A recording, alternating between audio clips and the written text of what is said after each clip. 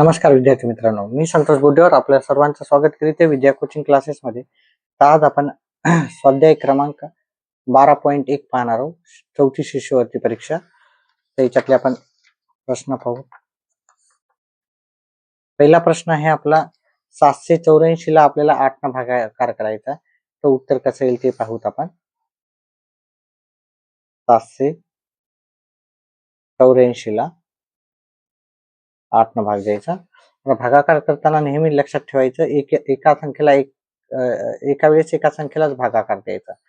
आता 7 ही संख्या 8 पेक्षा लहान आहे, म्हणून आपण ही जर जेव्हा लहान असेल म्हणजे भाग जात नसेल तर इथे शून्य घेतो आणि वरती शून्य घेतो. वजाबाकी केली 7 आले. त्याच्यानंतर पुढची संख्या घेऊ 8. आता इथे 8 घेतल्यावर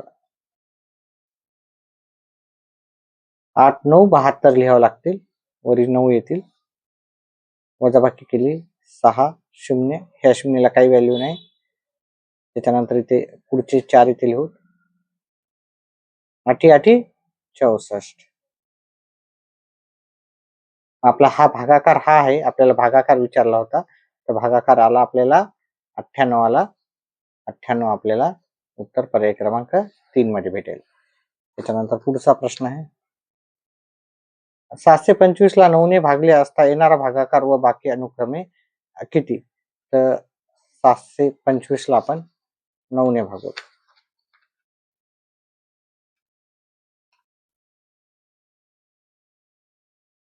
पाचशे 25 ला 9 ने भागितलं. इथे 0 येईल, इथे 0 येईल. वजाबाकी करा 7 येतात. 9 8 72.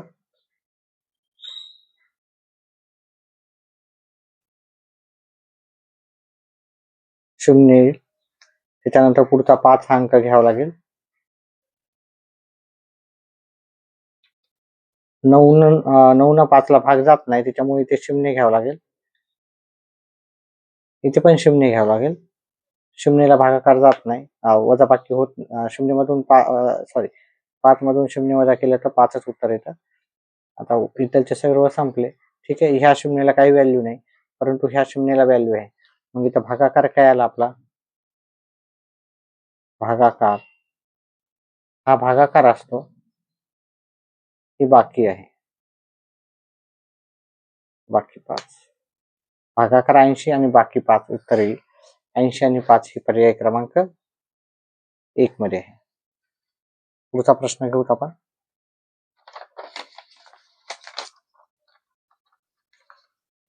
707 ला 7 न भागायचं.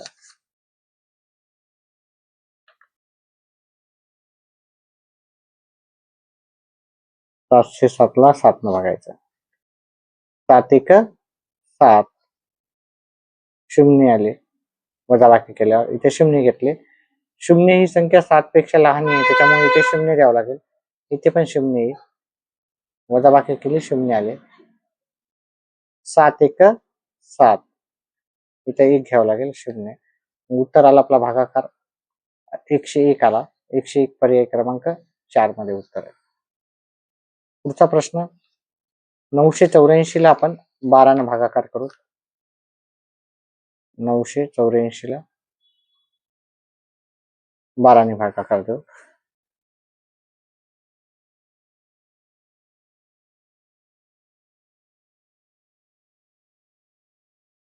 पहिले 9 ला भाग देऊ 12 न. 9 ही संख्या 12 पेक्षा लहान असल्यामुळे इथे 0 घ्यावं लागेल. इथे पण 0 द्यावं लागेल. वजाबाकी केली 9 आले. 8 घेतले. 12 8 96. वजाबाकी केली 4 लिहिले. 12 2 24. सॉरी 12 2 24. ठीक आहे, भागाकाराला आपला 82 उत्तर पर्याय क्रमांक 2 मध्ये आहे. त्यानंतर पुढचा प्रश्न 9 गुणिले बरोबर आहे, तर आपल्याला चौकटीच्या जागी कोणती संख्या येईल आपल्याला विचारलं. पहा, इथे आपल्याला समजा आपण गृहीत धरलं, इथे कोणती संख्या आहे अ, आता तुम्ही इथे गुणाकार पण करू शकता प्रत्येक संख्येनं आणि उत्तर काढू शकता. म्हणजे 9 न 83 ला गुणाकार करायचा, 9 न 73 ला करायचा, 9 न 82 ला करायचा आणि 72 ला. पण ते आपल्याला करण्यापेक्षा आपण हे जर शॉर्टकट एकदा व्यवस्थित समजून घेतलं तर उत्तर तुम्हाला सहज सोपे जातील.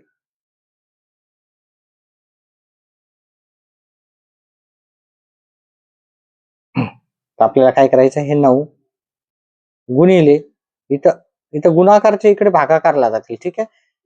इथं ग्राह्य धरला 648.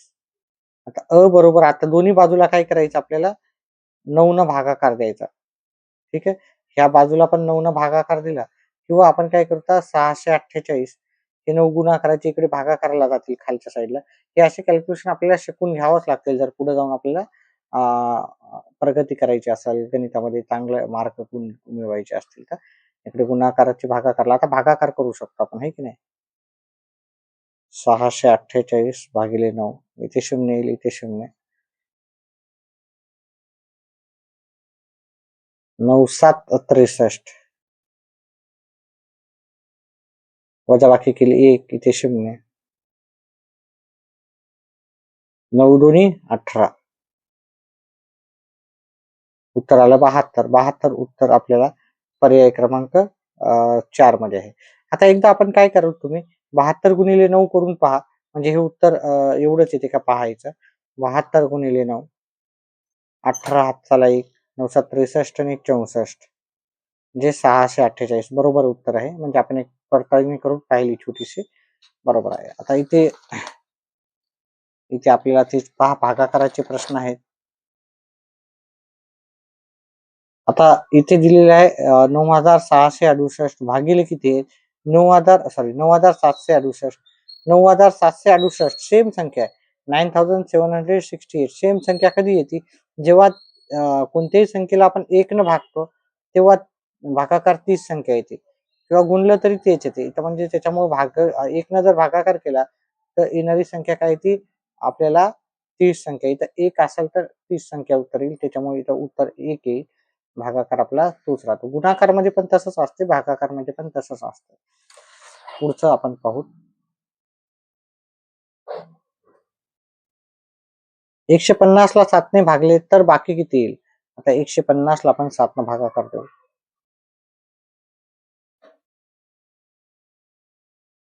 इथे 1 ला जात नाही, एक ही संख्या 7 पेक्षा लहान असल्यामुळे इथे 0 घ्यावं लागेल, इथे 0 घ्यावं लागेल.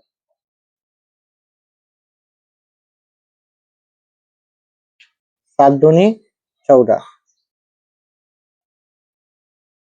वजाबाकी केली उत्तर 1 येते. त्याच्यानंतर पुढची संख्या घ्यायची, 7 1 7, ठीक आहे. इथे 2 येणार आणि इथे 1, बाकी आली 3.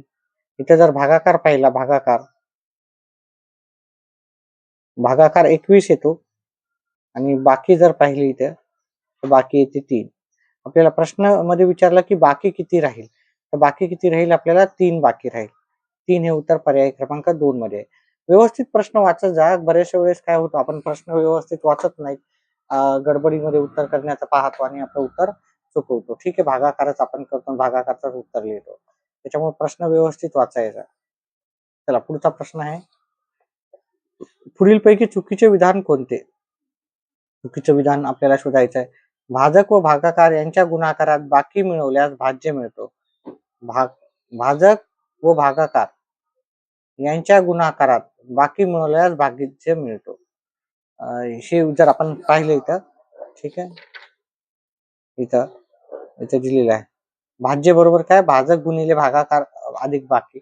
आपण हे विधान बरोबर आहे. ठीक आहे, हे आपण सुरुवातीचं जर वाचलं असेल तर उत्तर आपल्याला भेटून जाते. म्हणजे हे बरोबर आहे विधान, आपल्याला चुकीचे विधान पाहिजे. ठीक आहे. त्याच्यानंतर पुढचं, एखाद्या संख्येला त्याच संख्येने भागल्यास भागाकार तीच संख्या येते. नाही, एखाद्या संख्येला त्याच संख्येने भागितलं तर भागाकार काय येतो, उत्तर 1 येते. म्हणजे हे विधान चुकीचं आहे की नाही. 0 या संख्येला कोणत्याही संख्येने भागले तर भागाकार 0 येतो, बरोबर आहे. भागाकार क्रिया केल्यानंतर उरणारी बाकी भाजकापेक्षा लहान असते, हे पण बरोबर आहे. ठीक आहे. तर हे उत्तर चुकीचं आहे. ठीक आहे. चला, लक्षात ठेवायचे काही गोष्टी आपल्याला.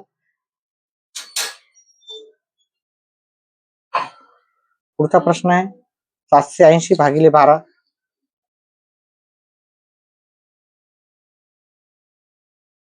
आता 7 ही संख्या 12 पेक्षा लहान असल्यामुळे इथे 0 येईल, इथे पण 0 येईल. वजाबाकी करा. 12 × 72, 6 येईल. वजाबाकी करा. 60 आले. 12 पंचे 60. ठीक आहे, उत्तर आलं आपलं 65. 65 उत्तर आपल्या पर्याय क्रमांक 2 मध्ये भेटेल. पुढचं आहे आपलं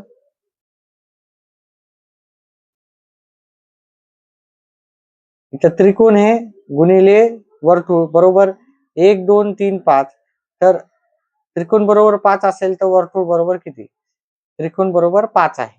ठीक आहे, म्हणजे ह्या संख्येला आपण जर 5 न भागितलं तर आपल्याला वर्तुळ येऊन जाईल. पहा, गुणाकाराचं ह्या ठिकाणी भागाकार होऊन जाईल. म्हणजे त्रिकोण गुणिले गोल बरोबर 1235.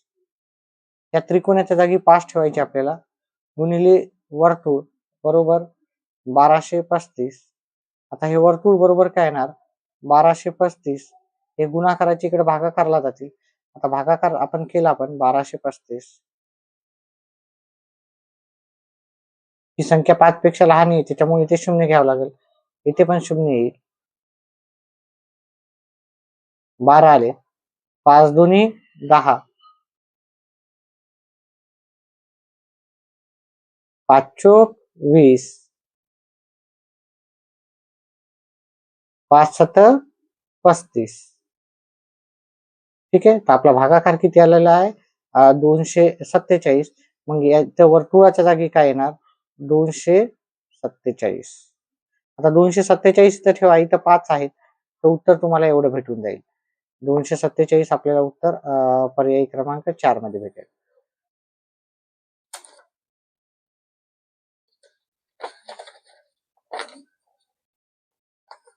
आता इथे विचारलं पुढीलपैकी कोणत्या उदाहरणात बाकी शून्य असेल? आपण भागाकार करून पाहू. हा, इथे आपल्याला 0 येणार नाही, मला वाटते इथे येईल 0. तरी पण पाहूत आपण, एक एक भागाकार करून पाहावं लागेल. 929 भागिले 9. 9 1 9. आपल्याला बाकी 0 पाहिजे. जात नाही, इथे 0 घेतला, इथं 0 घेतला, वजाबाकी केली. 27 येईल इथं. ठीक आहे, बाकी 2 आलेलं आहे, तर बाकी आपल्याला नाही पाहिजे, त्याच्यामुळे हे उत्तर नसणार आहे. त्याच्यानंतर हे करूत आपण 737 भागिले 7. 7 1 7. इथे 0 येईल, इथे 0. 7 5 35. उरले 2 0. तर याचं उत्तर पण आपल्याला बाकी 2 आलेली आहे. त्याच्यानंतर पुढचा पर्याय घेऊ. 880 भागिले 8. 8 1 8. हे 0ला इथं पण 0च येणार. 8 1 8. मग आपला भागाकार आलेला आहे आणि बाकी 0 आलेली आहे. मग हे उत्तर पर्याय क्रमांक 3 मध्ये बाकी 0 आलेले आहे. त्याच्यानंतर शेवटचा प्रश्न आहे आपल्याला, पुढीलपैकी कोणत्या उदाहरणात भागाकार 11 व बाकी 3 असेल? आपल्याला भागाकार 11 पाहिजे आणि बाकी 3 पाहिजे. चला एक एक प्रश्न पाहूत आपण पर्याय. त्याच्यामध्ये भागाकार आपल्याला 11 आणि बाकी 3 कशामध्ये येते ते पाहू. पहिला पर्याय घेऊत आपण, 168 भागिले 15. इथं 15 1 इथे 0 घेऊत. एक ही संख्या 15 पेक्षा लहान असल्यामुळे व्यवस्थित भागाकार करा. नेहमी एक वेळेस एकच संख्या घ्या, पुढे जाऊन तुम्हाला प्रॉब्लेम येणार नाही.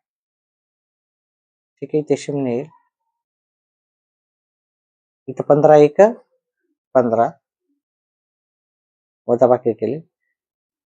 15 1 15. ठीक आहे, आता इथे पहा भागाकार किती आलेला आहे? भागाकार 11 आला आणि बाकी किती आलेली आहे? बाकी 3. आपल्याला तेच विचारलं होतं, भागाकार 11 आणि बाकी 3, जो की पर्याय क्रमांक 1 मध्ये येईल. ठीक आहे, अशा पद्धतीने आपण हा स्वाध्याय क्रमांक 12.1 भागाकारवर आधारित होता. 12.2 आपण पुढच्या याच्यामध्ये करू. व्हिडिओ आवडला तर व्हिडिओला लाईक करा, चॅनलला सबस्क्राईब करा. व्हिडिओ पाहिल्याबद्दल धन्यवाद.